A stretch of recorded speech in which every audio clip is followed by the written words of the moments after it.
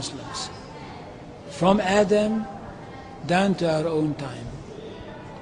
So if the Jews or the Christians are demanding something and basing it on the fact that there was a king called Solomon, or a king called David, or a prophet called Moses, or Jesus, then of course what they are doing, they're saying something which is not true, or in fact they don't know that all these figures were basically Muslim figures. They were, in fact, since the creation of the world there is only one religion, and this is the religion of Islam.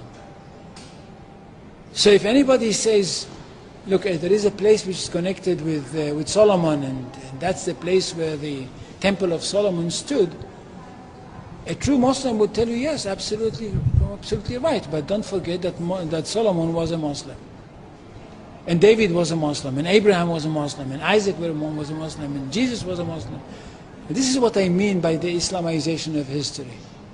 And you can understand that through Islamization of history, you've got Islamization of geography. Anywhere which was connected with these people, or with these prophets, which were all Muslims, becomes a Muslim territory. And therefore, when Islam was not in that area before Muhammad came to it, but it should have been there. In that area, I mean in the Middle East, or other parts outside the Middle East, which are now Muslim parts. Any place like this had to be freed, not to be conquered, had to be liberated.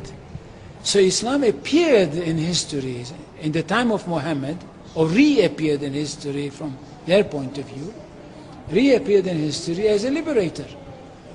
And therefore there is no Islamic occupation. If somebody occupied anything, it would be always somebody else, not the Muslims.